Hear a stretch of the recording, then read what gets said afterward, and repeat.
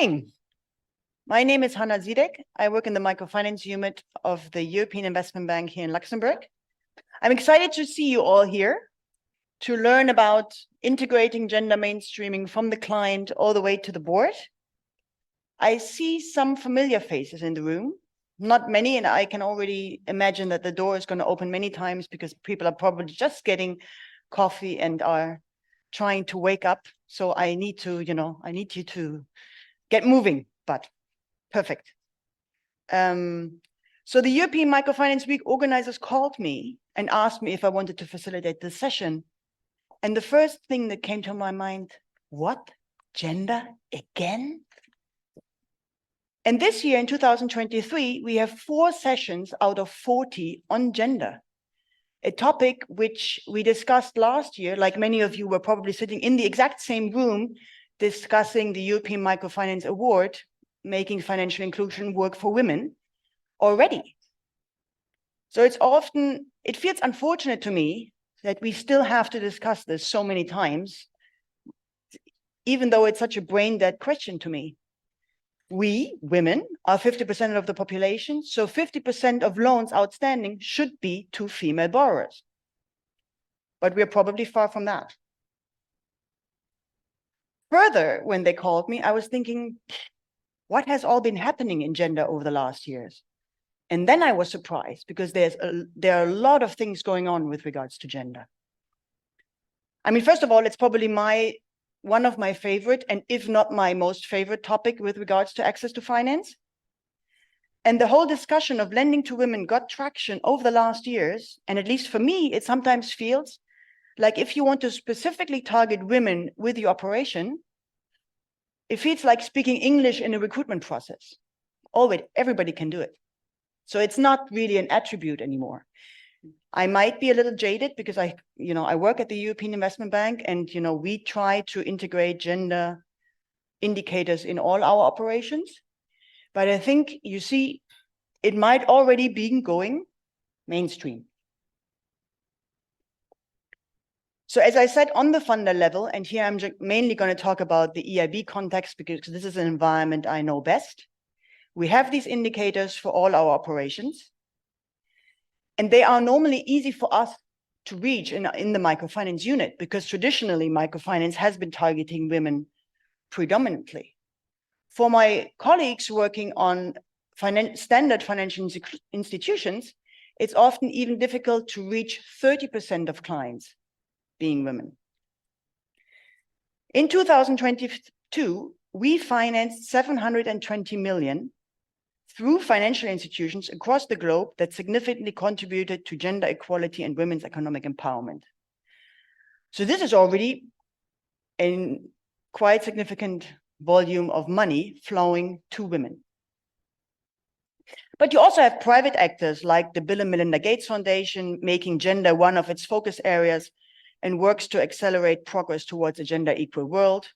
Or we have books like There's Nothing Micro About a Billion Women, being written by Mary Ellen Eskandarian of Women's World Banking.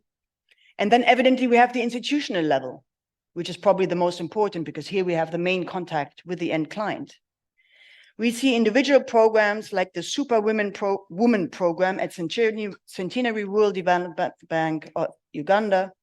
You have larger gender bonds like the one of National Microfinance Bank, NMB in Tanzania, which was launched in March this year at the Luxembourg Stock Exchange.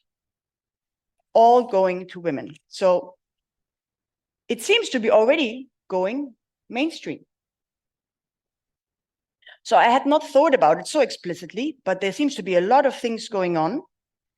And for example, last year, the European Microfinance Award, as many of you were already in this room last year, it was on making financial inclusion work for women.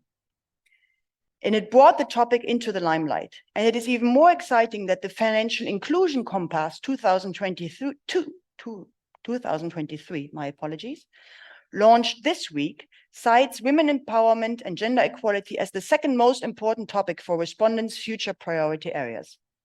Just as a background, the Fin Compass is a survey run by the European Microfinance Platform to financial institutions, regulators, funders, on what they see as the most challenges of the sector going forward. So what might have been a new or less important topic in 2022 is now going mainstream. But what is gender mainstreaming? So I looked it up. And the first click I got, I mean, either because my browser is probably used to, the European institution or whatever, came from the Council of Europe.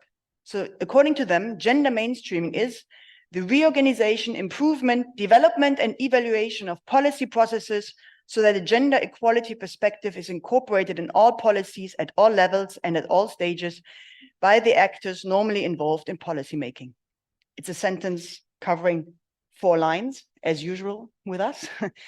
But after having looked at these different areas, I thought, well, let's use this session to really bring this high-level policy perspective on the institutional level. And exactly for that, I am excited to have my panelists today here in Luxembourg with me. Let me present them to you. On the right, we have Liza Guzman. She's the Vice President of Customer Strategy and the Gender Lead at Accion Advisory, responsible for defining and executing Accion's advisory strategy to drive financial inclusion for women. Liza also manages Accion's edtech platform Ovante, which has a presence in Latin America and India, and oversees the LODA digital program for young female entrepreneurs. Great to have you, Liza. Then we have Eugénie CONSTANCIAS. She's the Social and Environmental Performance Manager for Entrepreneurs du Monde. She leads the provision of technical support to reinforce the achievement of social and environmental objectives of the NGOs affiliates in Asia, Western Africa, and Haiti. She promotes gender equality, helping to improve tools and practices and coordinates a network of gender focal points. Thanks for joining. And then online, not in the room, we have Nguyen. Duong works with Accion, a social microfinance program established and developed by Entrepreneurs du Monde in Vietnam. She has been with the institution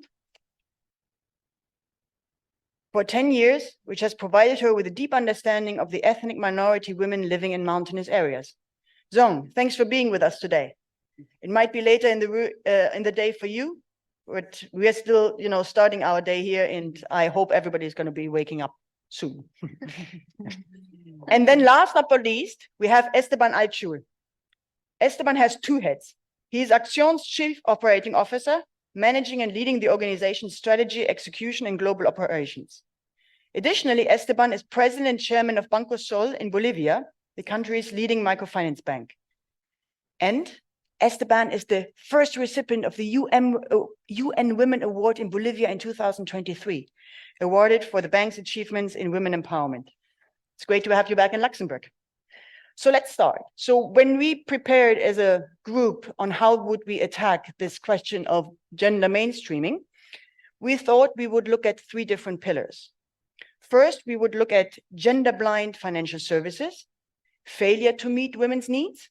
We would look at capacity building of female clients in addition to financial literacy, and we would look at the institutional level. So maybe I need you to wake up now, okay? So to start us off with our gender-blind financial services discussion, we thought we would ask you a question. I don't need you to download any app. I would just like you to raise your hand. So the first question is, your female borrowers are interested in your loans. However, nevertheless, you realize that women are more likely not to renew their loan, mentioning tensions at home. What do? You decide to focus on male customers. You change the loan contract to require the husband's signature as well. You study the women's experience of your services and their impact using the data available in your MIS and carrying out a qualitative study. You try to understand what are the social norms affecting the situation and make changes to ensure women can use your products. I give you 1-2 seconds to think. So who would do number 1? Yeah, okay, that was too easy. 2. Fine. 3. Some are already woken up. Evidently, there is no right and wrong answer. So, it's all. And number 4. Okay, good for you. Perfect. So maybe, now I'm going to sit down because I think now it's going to be more of a conversation. Maybe Eugénie, you can start us off what are these gender blind financial services? Thank you. Yeah, I think it's good to start with definition of term and jargon that can seem jargon now. So gender blind financial services means that you don't see, you don't want to see, you ignore social, economical, political relationships, obligation, and power dynamics of the fact that to be a man or women in a given society. And so it, as the being gender blind financial service provider, there's the risk of being harmful to the people you want to serve. And if you stay blind to gender, you can have some outcomes that are at the very opposite of your mission, of your theory of change that can be geared towards reinforcing businesses, improving living condition, and empowerment, particularly to women. Okay. So, yeah. Okay, great. Maybe let me hear from Liza. What are the main consequences? I mean, I think Eugénie already mentioned a few, but could you maybe present a few more or go deeper into Sure. it? No, I think that you gave a very good explanation, and obviously, yes, when you talk about blind products, right, you are implying that you are ignoring social norms, right? And so when you are working in a financial institution and you have a product design team, you need to realize that that's where you need to start, right? And so that means that when you do a market research, when you go and talk to your clients, you need to first understand what is the context, right? What is the behaviors? What are the, as you were saying, like what are the behaviors, what are the needs, and everything. So you can not only design the product, the credit, but also design everything that what is around that, right? So that is like, what is the communication channels? What are the distribution channels? What is the policy that you have in place? What are the scores that you have in place for your product? So what is the consequence of that? If you are blind, obviously, is that one main obvious reason is like less women are going to be able to access the product, right? But not only that, but also from a business perspective, you are decreasing your chances to have a real advantage of the market opportunity of serving women, right? Because I suppose, like, and since this has been the topic for last year, I suppose everyone knows like how important, but also how, let's say, like financially viable it is to serve women, right? They pay better, they are better loyal clients. It's easy to have them along the line of all the products that you're serving. So those are the consequences, like you're missing an opportunity. That's, I would say, like the first thing. Yeah, let's leave it like that. I guess that's the obvious before we jump into other topics. Great. So maybe let's get now the institutional perspective. Duong? Yes. Can you tell us maybe how do you avoid in Vietnam being blind towards specific demand of women? Thank you. So in Accion, we have bottom-up approach where our services and products must come from the very deep understanding of the needs, the characteristic, and the difficulties of our beneficiaries, who mainly are the ethnic minority women. And we do that through the market survey, through the exit survey, complaint mechanism, market survey, satisfaction survey. For example, in 2018 exit survey, 54% of our respondents were unhappy with the loan duration. And the satisfaction survey also told us that 24% of our respondents suggested Accion program to extend the loan terms from 12 to 24 months so that they can invest effectively to the big animals like cow or buffalo. And based on those data, Accion do some research, design and develop the scale-up loans that with the loan amount, loan schedule, or duration suitable for that specific needs. Or another example is from our market survey, when we observed that many of ethnic minority women in the remote area has a high needs and capacity to save money, but with a very little small amount. So they found it's very inconvenient to travel a very long way to the commercial bank to make such small deposits. Furthermore, unlike men, many of them cannot drive the motorcycle, which is a main means of transportation in Vietnam. So we provide saving services with a minimal amount and unlimited withdrawal for the women in remote area to easily access through the monthly group meeting at the village where they live. And we also try to have the close contact with them through the regular meeting or through the regular home visits, so that we understand that many of our women beneficiaries often excluded from the family financial decision making, but men typically allow the women to make the decision for the small loans that Accion provided. And we also learned that many of our beneficiary women cannot read or write. So we provide the training in the interactive way using the gamification or flashcards to make them better understand. So for us, it's very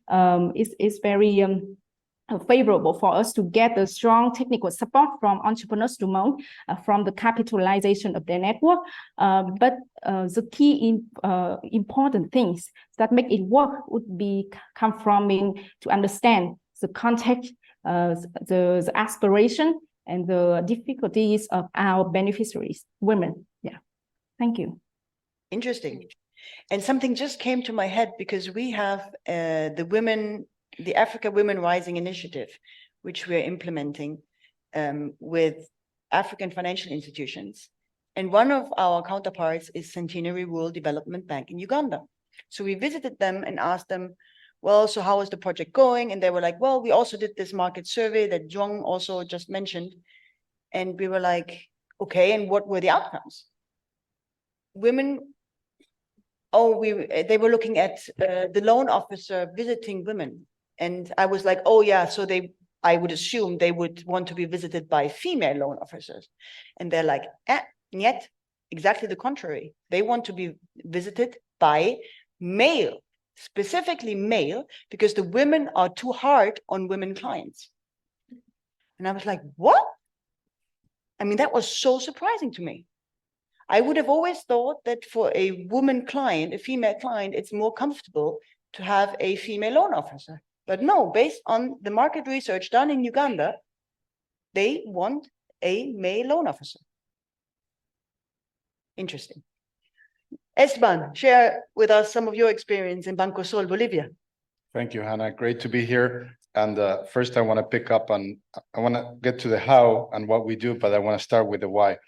And you said that last year, the main topic here was gender, and now we're here again. Well, according to The Economist, we're going to be here for the next 50 years. Because, right, you know, we're in Europe, and in Europe, you have a gender gap in pay of about 12% and in employment of about 14%. And the projection is that Europe is not going to reach parity for the next 50 years. It's a lot worse in Latin America. So I want to bring us back to Latin America. So in Bolivia, why we're doing this, BancoSol is a leading institution in Bolivia, in Latin America, we think in the world. And for us, it's really important to be a leading model in everything we do. And gender is one of the topics. And to me, is mind-blowing that we still have these gaps. And again, much bigger gaps in Bolivia. Why is it mind-blowing? Because to me, it's the right thing to do. And it's also proven that it's very good for business. So how come do we have this gender gap? And I want to say right off the bat, every single one of you is here for a reason. You chose to spend an hour and 15 minutes of your life with us. So I hope that each and every one of you, including the men who are here, do something with what you do professionally to make a difference in this topic. Because I really believe that if everyone does a little bit, we can make a big difference. So again, in Bolivia and BancoSol, we're the leading institution. and we're not just the leading institution as a bank, and not just microfinance, but all banks, but we're seen as a role model in Bolivia. So for us to lead in what we do in gender is really, really important. And we do this internally first and then externally. And I'm going to give a very broad overview, but we started internally. And I'm also very honest. 4 or 5 years ago, we were appalling. We would get a failing grade in what we do in women. We had 1 woman out of 11 in the senior management team, and we had 2 out of 9 board members. We now have 50% women on the board. We actually reached majority last year, but we went back to 50%. And we have 40% of women in senior management. And that trickles down to everything we do to all staff. So we do a top down in the sense that we need to role model from the top, starting from the board and then from management. And we brought in Bolivia, we have an unusual leadership situation where we have 2 co-general managers and 1 is a woman. The second one in Bolivia, there is another bank, FIE, that does a lot of great things for gender. But that really made a difference in the mindset and in the culture change we want to achieve internally. And we've made enormous progress internally. We're now one of the best, not just in Bolivia, but in South America in just under 4 years. And then we took all those developments externally. So now, as Son was saying, we look very specifically at sex disaggregated data of our clients. We get very client-centric to understand the needs of our women borrowers and savers. And as we have found, as Liza mentioned in other countries, that actually women score better in everything. So we have a scorecard, we have KPIs, women pay better, they have offer lower risk. We find over time that we can give them larger loans and they pay better over time with larger loans. They save longer and they save more.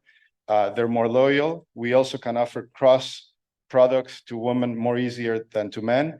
And last, we're finding in the last year that in digital transformation, women learn faster than men. So in all those scores, women do better. So again, we should be able to do a lot more.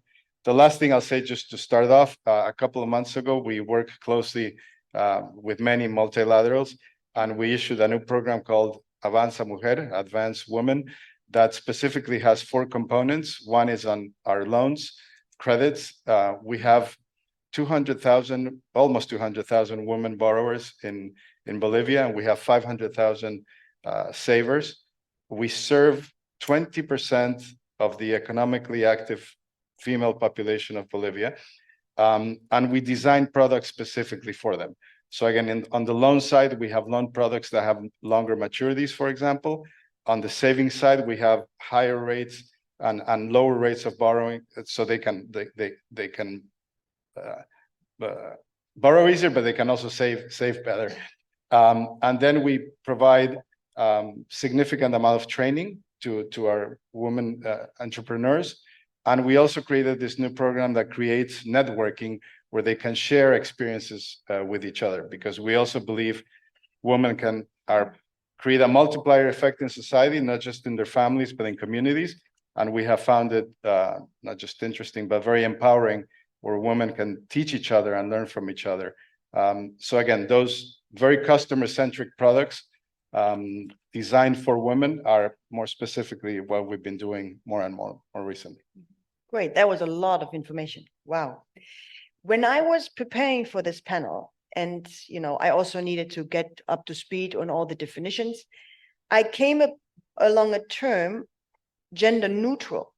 And I was like, okay, what is gender blind, gender neutral? Liza, can you maybe help me or all of us, to sort of distinguish between one and the other? Right. No, I think it's still relevant to discuss that, right? Especially like in our experience, for example, we work with many institutions where when we start talking with their boards or their management team, they always say, well, like we are already very gender focused because 90% of our clients are women. So that's it. We are doing our homework, right? But so that's not true, right? And so when you say that you are neutral and you say like you are designing for everyone, right? Like you're trying to understand everyone's perspective. So you are designing and providing services that are for all. That is not necessarily true, because what is happening is that in many cases, the data that has been used or the people that you interview are normally males, right? So everything that you design at the end is blind, because all the insights that you have, all the findings, all the assumptions that you are taking into consideration for that designing or for that whatever the idea is going to be blind. So to say that you are neutral, it's implying that you are being blind. You are not taking into consideration what are the contexts, what are the behaviors, what are the needs, what are the habits, what are the social norms specifically of that. So yeah, I guess that's the difference. And now I think like another important topic to bring to our attention in this panel, again, yes, we are again talking about gender, but I feel like we now have even, I guess, like greater challenges in front of us, especially when we're talking about data.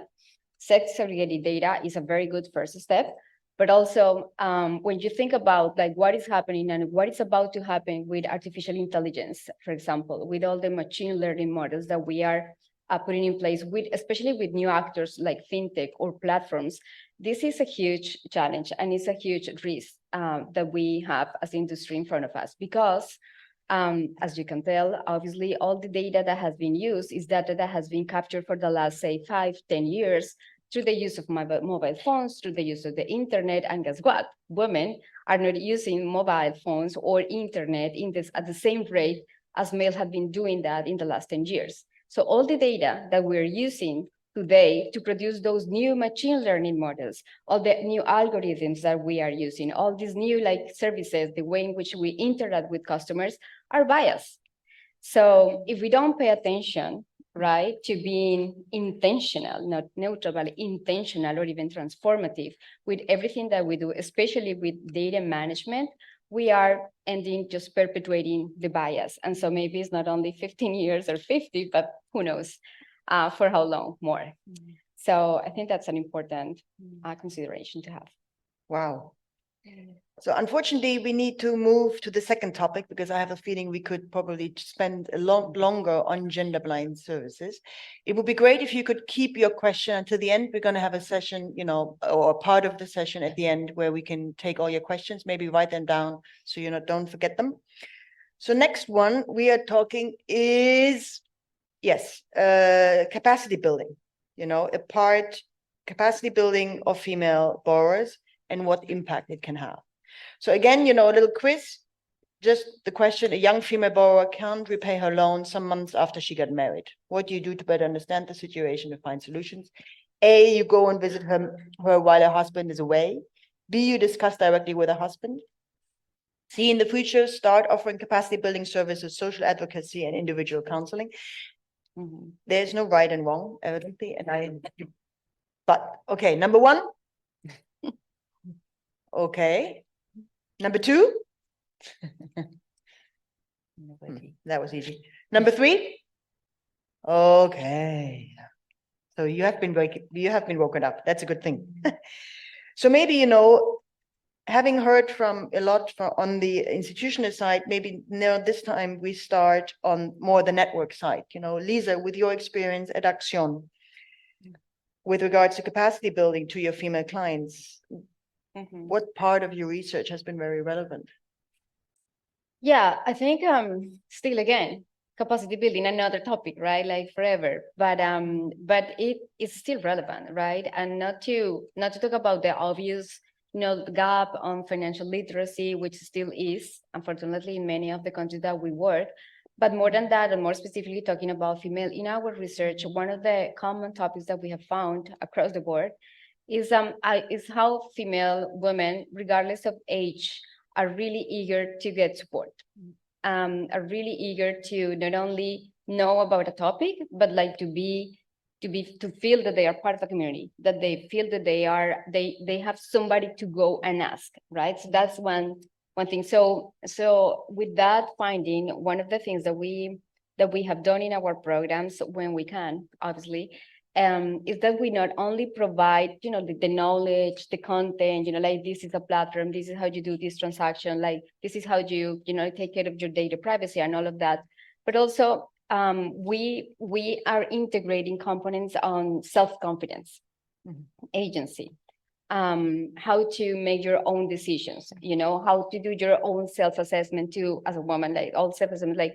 what is causing you to doubt, you know, what are you afraid of, right?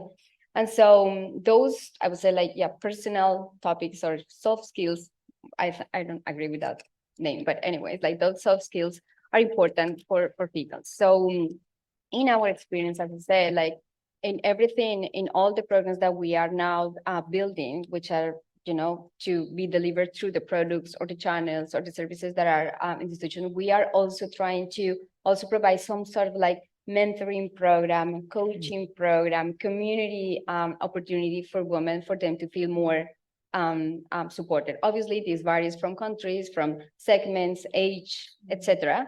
But I was like across the board, that's what we are seeing. Interesting. Eugénie, what is your experience on the Entrepreneur du Monde side? Yeah.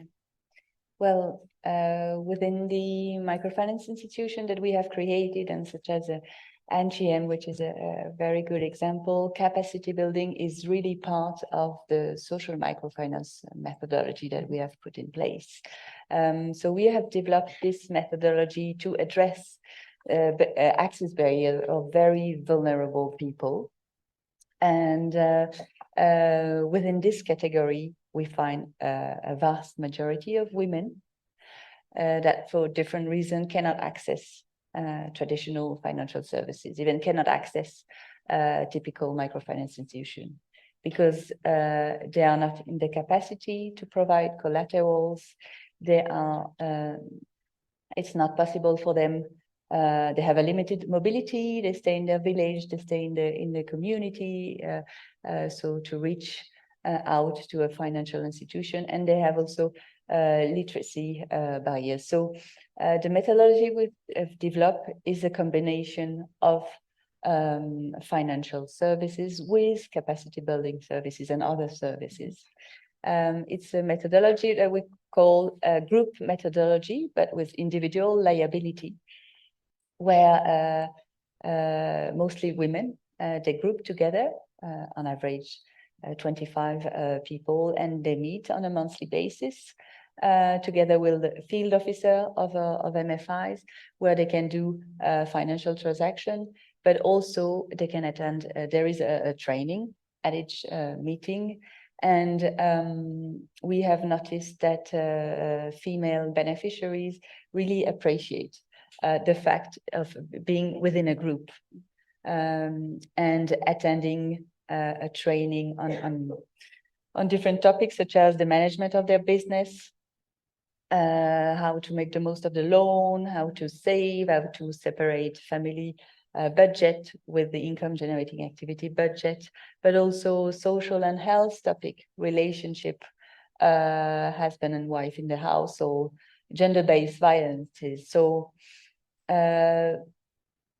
we have the feeling that, and we also monitor that trainings are very powerful, but being a group, female client can really appreciate to exchange experiences, to get inspired from one another, and, you know, to face hardships. So for us, this methodology does response to vulnerable women's needs. And we also noticed through different surveys the multiplier effect of this combination of financial services with capacity building services. Yeah. And I'll stop here.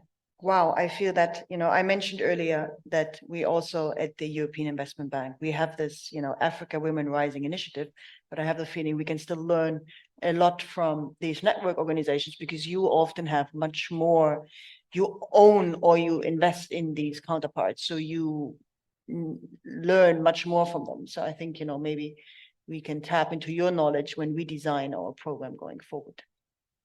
Slightly. If you want to share everything. So having now looked at the network level, let's attack our third and last pillar, the governance perspective, you know, the institutional leadership level. So again, you know, we do a little quiz. So during a board meeting, one director maintains that Mr. X's application is stronger than that of Mrs. Y because he's a man and there's no risk of him going on maternity leave. One, you realize just how important a person's gender is in this province in terms of getting the job done.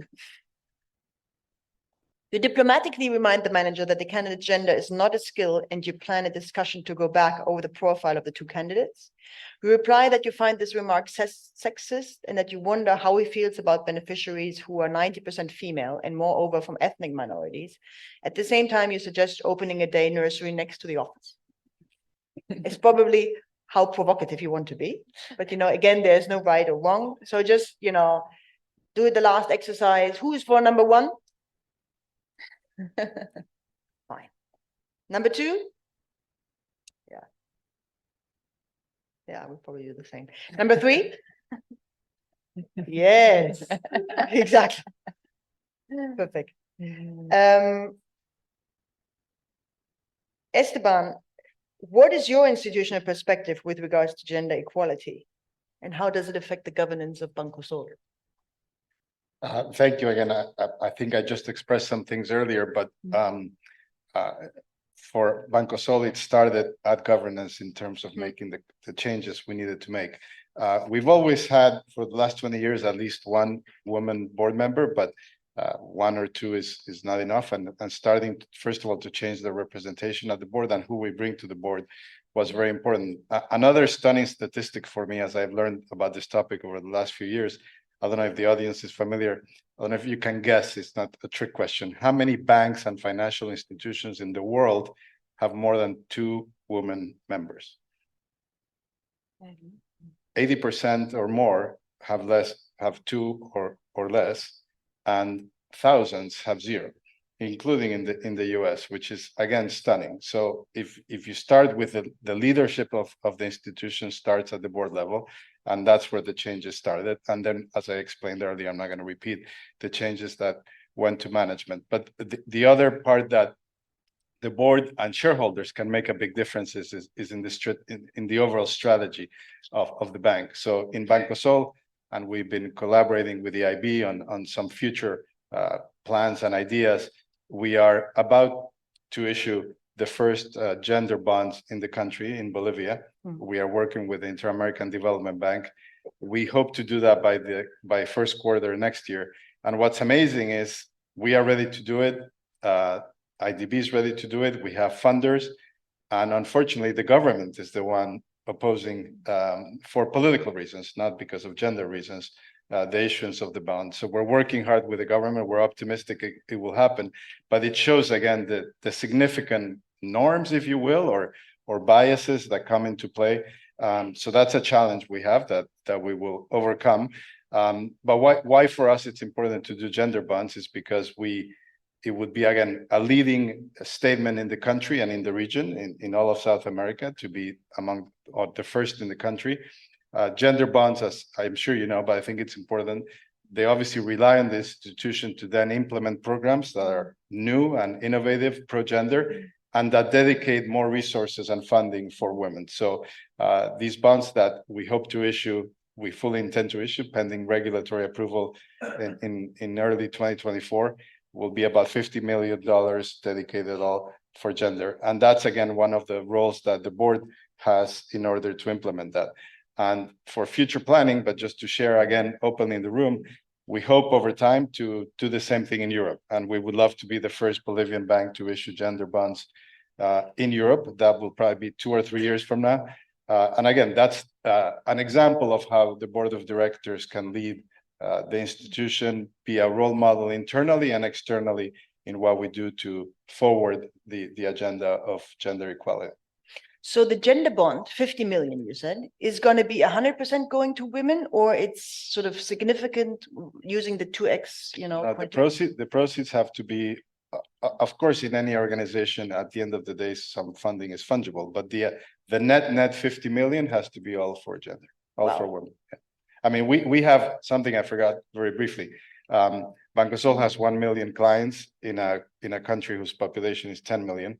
So again, we serve 20% of the economically active population of the country, and half of our borrowers and savers are females. So We have about $1.8 billion in portfolio.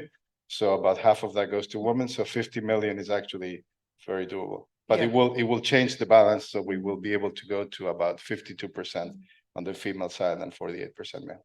Great. So let's, touch base in a year from now and see how that went. I was just thinking when you talked about the board representation, I was just thinking about us and, I think we should put our standards at a very high level. And I know of 2 VPs who are female. And 1 just left. So we have 1. And that's definitely too little. Just to, sort of, it just came to my mind. I'm like, wow, By the way. awkward. But Duong, are you still there? Yes. Yeah. Give us the perspective of Yeah, thank you. Accion. Thank Yeah. you. So regarding the institutional perspective, we aims to promote the inclusive work environment and gender equality that covers the human resource management, decision-making bodies, the prevention and management of the gender-based and sexual violence at work. For example, with the human resource management, our human resource policy and procedures aims to prevent all kind of forms of discrimination, including the recruitment, promotion, and the access to the position. We also pay the special attention to maternity leaves, including allocation of work for women coming back from the maternity leaves, paternity leaves. Our payroll also give equal payment to the men and women. We also raise awareness to our staff about this topic. We have the complaint mechanism to identify, to report, and address any kind of violence. And we also monitor the turnover rate, and we have the annual satisfaction survey for the staff. When it comes to the decision-making bodies, we have the management committee and supervisor committee, which are the 2 main decision-making bodies in Accion program. And we promote the equal access for the women and men when it comes to the election and selection. We have the commitment culture to the gender equality, first coming from the Entrepreneurs Dumont technical assistant and supervisor committee, who have the very strong expertise in genders. They also show very strong commitment and support to Accion team by delivering the training to our gender focal point in Accion, by supporting us to design and develop the gender action plan, or develop the social strategy, code of ethics, and professional conduct, conducting the social audits, SBI4. And we have the key staff with the strong motivation, because the staff I regularly receive the training, the awareness raising about the topics, about the prevention and management of sexual and gender-based violence at work. And we also aware of the benefit associated with the gender mainstreaming, like with gender equality, we would have a better satisfaction of the staff, better work-life balance, and we would be able to exploit much more talents. Then we have the strong motivation from compliance with Vietnamese labor law, because the law is very supportive of gender equality. It requires the organization to treat the woman employee based on the different needs of the women, such as the women with a pregnancy or women during the period. So basically in Accion, we don't have a separate program for gender, but we integrate it into our daily activities, in our culture, policy and procedures. Yeah. Great. Thank you very much. It's definitely great to get the perspective of an institution on almost the other side of the earth. So it's great to have. So this was our proposal. So, the five of us, we thought about these 3 topics on how to, attack the issue. We would now like to throw the ball to you. Any questions? Yes. The gentleman. Let's do men first. Yes. Okay. No, just wait for the mic so Duong is going to hear you. Thank you so much. I would like to raise a question of unintended consequences, and particularly with respect to gender mainstreaming. I'm wondering what you guys think about the idea that perhaps through so much emphasis on gender mainstreaming, are we running a risk of lumping women clients together too much as one monolithic market, that has a common, obviously we're talking about the gender-based dimensions of their economic and social life. But in our own research from Finca, we find that women's financial life is much more varied in ways that actually men's even isn't. So factors like education, family size, etc., age, have a much stronger influence in differentiating women's financial journeys than for men. And so I'm just wondering sort of how do we counterbalance the kind of broad objectives of gender mainstreaming with a recognition of the differences among women. And then I'm just curious, like what you think from your own perspective are kind of those key areas where we need to be more nuanced in discriminating between the different kinds of issues that different women are dealing with. Thank you very much for the question. Do you have anybody specific you would want to? Okay. Who wants to take this? But maybe I can start. No, I think that's a great question. And maybe, yeah, I mean, there was so many things to discuss today, but I think one of the recommendations I would say when we're talking about precisely market and product design and blindness and all of this is precisely to go one step ahead, right? And again, as you said, not women are women and they are all equal, but also to do a very, very disciplined segmentation, right, of the market. And so, as you have said, yes, we have found the same.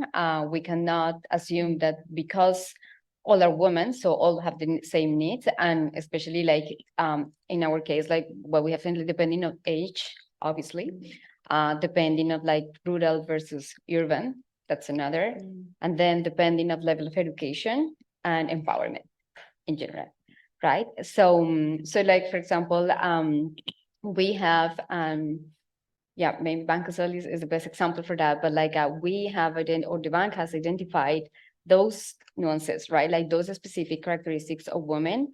And so based on that, for example, they have different capacity building programs distributed for different segments, right? And also the way in which they promote and distribute products is different. Unfortunately, cannot be different for the 7 segments that they have identified, but at least 2 or 3 ways to do things in a different way. So yeah, just high level, but agree. I mean, segmentation is key. And so, but everything starts with sex disaggregated data, right? And then from that, what are we learning, right? So that's one, the obvious. Then the second component of that, I would say, is on once you launch the product or the service or all of that, it's important to also measure and pay attention to how is the behavior with the product, with the service, right? And again, by segments, right? Because then you learn, what is the size of the credit, but what is the time in which people or women do transactions, why at the end, in the night, why in the morning, all of these things also help you to really respond, to their specific realities. So yeah, no, totally agree. That's key to have in place. Yeah, I don't know. Yeah, I agree, Lisa, with what you said. Just to add on the fact that at Entrepreneurs du Monde, we have developed a methodology to address specific barriers that we notice for very vulnerable women across the globe that are quite common. But I think that the location, urban, rural, is a very powerful segmentation and is key to understand particular challenges within different contexts in the same country, and we deliver specific services depending on rural, urban location. I stop there. Great.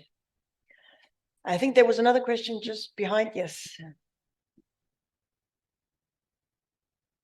On or off, we don't. Hi, thank you very much. My name's Alexandra Sanchez and I work with PHP Development. And in the past few years, we've been working with Accion on a few projects on women's financial inclusion.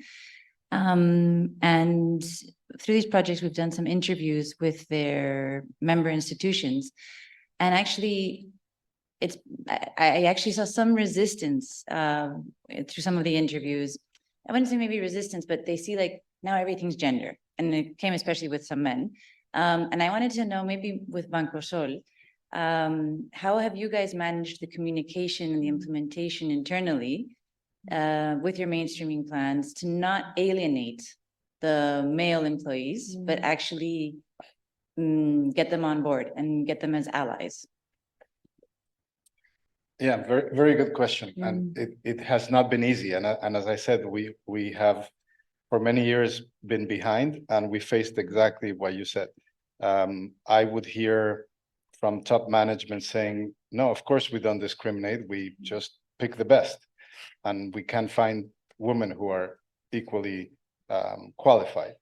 And to be honest, it took quite a bit of, I would say, at least 3 to 5 years of conversations informally at the board level with management, even over meals, to really implement what in retrospect is really culture change inside the organization. We had very educated men at the board and in management who really well, I guess, were gender blind in the sense they thought they were doing the right things, but they, in my view, they were discriminating. One of the easiest tools I have implemented, both in BancoSol and I used to work at IFC in the World Bank, is to the concept of casting a wide net. That goes whether it's recruitment, promotions, client selection, because you find that typically you end up selecting whatever you're choosing among people you know and among a narrow set of elements. So that notion of casting a wide net was going back. You're making me think to go back to how the change began. Is okay. Let's make sure, for example, in the selection of a top management, how did we go from 1 woman to 7? Was including more women in the recruitment process, and you know that then naturally you will end up selecting the best person. By the way, I don't believe in quotas and enforcing somebody who's not the best person, but and that was one step at a time. And then the second step was picking people at different levels of the organization. Again, for me, it started at the top. So both at the board and in management, who were leading agents of change and agents of change in this regard, men and women who believed that this is, as I said at the beginning, the right thing to do. And it's not easy. And I know organizations that struggle to this day. What you say, as a man, I know that there are men, my friends, who believe they're not discriminating, and they are. And so it takes, and this happens in all facets of life, right? But now we're talking about gender and women in particular. So it's one step at a time, and it's bringing the right people on board who can make that change possible, in my mind. I don't know if others want to add. That's what comes to mind.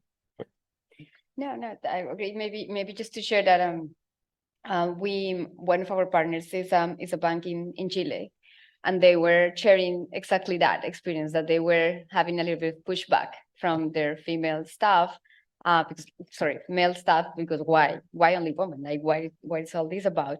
And they were saying that their message has changed from like women inclusive to gender inclusive, right? So it's because really the work is to equal, right? Like to be sure that we are treating everyone with the same opportunities and everything. So it's not about women only, it's about gender inclusivity, right? And so now they were sharing at the time that's the new message, right? Like, so we need to work for that. It's not only for women. So just want to mention that. Perfect. Dörte, please. Do you have the micro?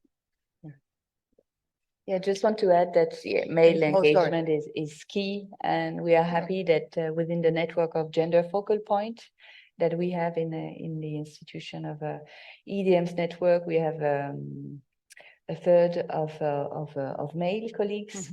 That it takes time. Male engagement takes time because at first sight, they just feel that they will lose their privilege. Whereas discussing, training, they understand that they can also gain with, better relationship with their colleagues, but also better relationship within their family, better opportunities for their girls and boys. So it's a great social change at every level for everybody. Perfect. Go ahead. Yep. Dörte Weidig, IPC. So thank you for all these great insights, but especially for the last comments, because that puts me a bit at peace. So we are together with our partner CCX also in the room. We're advising financial institutions under the Africa Women Rising Initiative for the EIB. And so it's maybe more a testimony than a question. So we're advising banks and microfinance institutions alike. Advising banks on the topic, gender finance, gender mainstreaming. Usually you go in and you don't get much pushback. There's immediately like, oh yes, this is what we need to do. We are with you, let's make a work plan, etc., etc. The obstacles come later because in the first place, they don't have the data to work with them because they bank legal entities. Legal entities obviously don't have a gender. So already, this disaggregated data is an issue. Afterwards, operational issues you have with banks, but we are on the European Microfinance Week here. Microfinance institution, I generalize, please apologize for this. But here, usually you get a lot of pushback. And our experience is you get a lot of pushback because in general, in the institution, there's already a lot of women around. So already to quantify the gender gap is much more difficult. The microfinance institutions we have been working with, a large percentage of their loan portfolio is already to women. A lot of loan officers are already women. Branch managers even, to a good extent are already women. Yeah. So to say you come in and the pushback is, what are you talking about? Here it is all about women. Yeah. And it takes a lot of very subtle communication and capacity building, training and conversations to point out that, the fact that certain percentages are already in favor of women and gender don't speak fully to you not being gender neutral or gender blind. So again, it's maybe more a comment. I'm curious about your reactions, but I think a reaction I had already that it takes time. Maybe that is the answer to. No, Thank what I you. would say, hearing what you're saying is what you see that there's no pushback, but there is pushback, right? Meaning they tell you, no, we're fine. This is because of the data you showed, but fundamentally, and I wonder even the institutions you've worked with, how many in the top management have even as a data point, not that even that shows if you are or not gender neutral, but absolutely. I think the other thing that comes to mind in this slow process of conversations and training is the networking. To this day, I mean, there's been articles, not so much recently. I'm sure in different, I don't know what the word is in Europe and in the US, the old boys club. That means that in any corporation, institution, or society, men help each other, and they, as men, we're a little more less complex, so we just go in a straight line, and we do help our male colleagues, and we have found to this day that women like that to receive the community help, but sometimes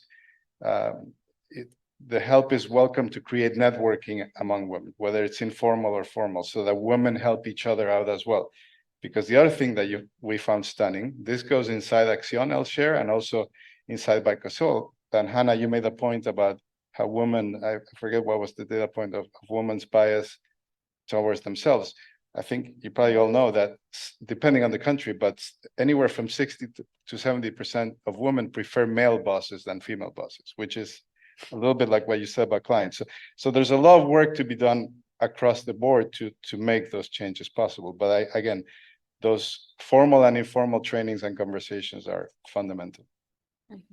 Yeah, and maybe also to complement, and now not only from an internal point of view, but also externally, right? Because I've faced the same situation in which I'm in front of a CEO saying we are already super gender focused and like the work has been done. But I think like another call for action is to say it's good. I mean, obviously it's good that they're serving already women. That's amazing. Can be improved always.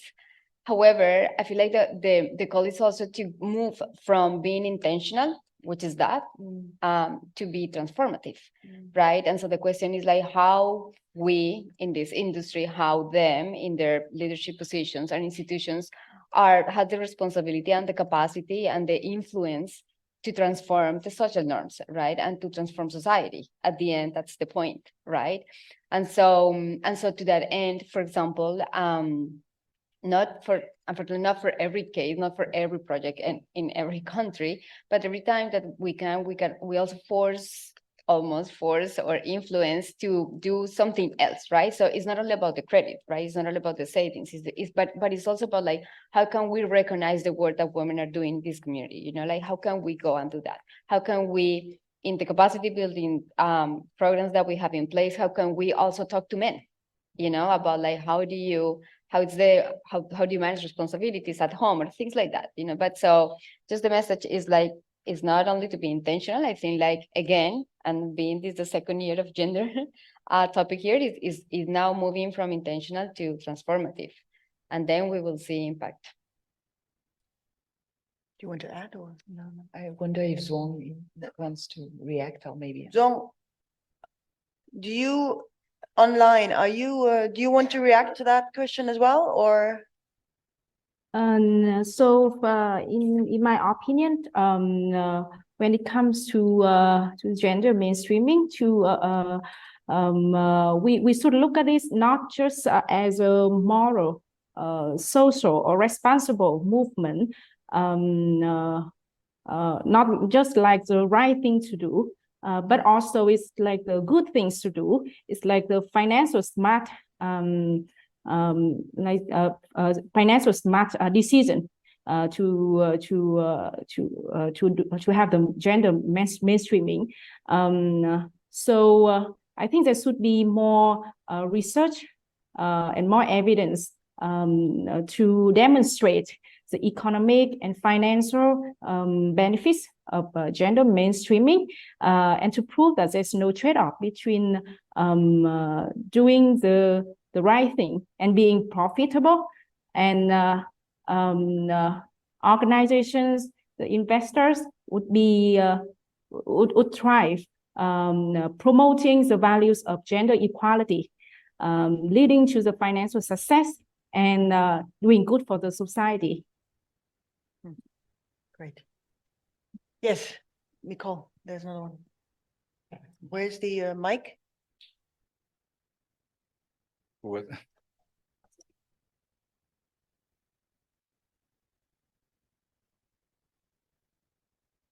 Thank you. I'm Nicole Guarneri, independent consultant. You mentioned how important it is to engage also men internally, but I was thinking of one of the questions, Anna, you did, and you said, when you said you interview or you discuss with the husband, I was thinking, why not? In the sense that I think that is crucial if we want to achieve good gender empowerment and financial inclusion for women, to not to exclude men, and to understand for example, the household dynamics is something that I think is very important. So I wanted to hear if you have comment on that. Yeah. Hello. We take another one and then. Yeah, I'm Lydia Buffo from Opportunity International. I think my question is more related to yours as well, that we cannot really address the issue of gender equity without including the men. So my question was to ask the panelists to see how are you engaging at the client level? How do we engage men in our conversation? As you rightly said, it's really, really important that we engage men.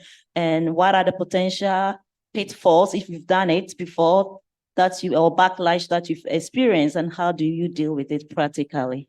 Do you want to just comment on that one? Before we take it? Go ahead. I also want to add exactly to her, in some studies that we have, particularly young men, they are extremely emancipated, and they would like in general go much further in being equal with their partner than actually the young women.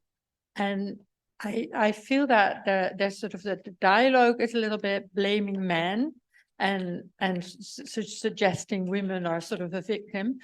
And I think this movement of young men really wanting to change things, we could take advantage of. And I think within microfinance, the youngest could be the drivers of, youngest men could be also the drivers of change.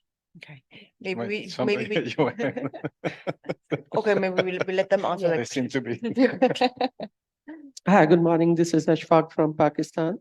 We work on interest-free loan scheme for the women in Pakistan. When it comes to mainstreaming gender in the finance sector, I believe that the climate change is one of the challenge which limit the opportunities and access of vulnerable women to equitable financial services and products. So my question is regarding how MFI community as a whole can work together with the humanitarian sector in order to diversify the MFI services and products. Thank you. That one was a bit different, so. Yes. Can we go back to the first one? Yeah.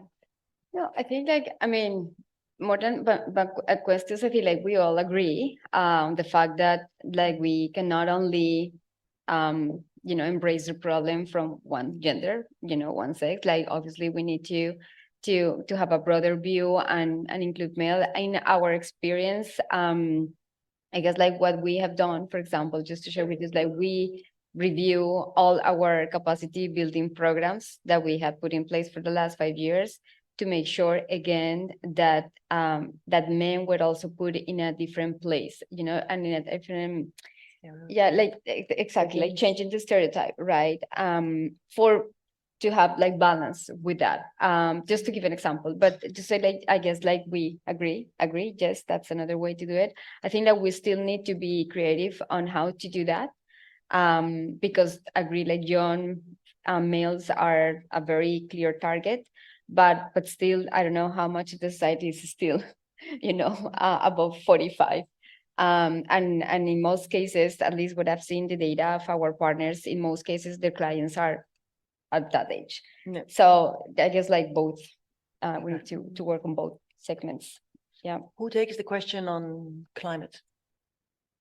Sort of the nexus, which I think you alluded to, no? Yeah, well, no, Or maybe yeah. Entrepreneur du Monde, are you doing anything with regards to gender and climate? Well, in our perspectives, women are particularly vulnerable in terms of climate change's effects. And in particular in rural areas. So within our methodology, we have not only adapted agri-loans, but also counseling that accompany women in changing their practices towards agroecological practices and more resilient practices to mitigate climate change's effects. So yeah, we are accompanying them to change their practices to better manage current and future risks. This is what I can do. And regarding to male engagement, I wanted also to discuss about at the organizational level, how do we foster buying of women and men colleagues that are mainly young. We tend to partner with a specialized organization, NGO, for instance, in Togo, Western Africa, where we work.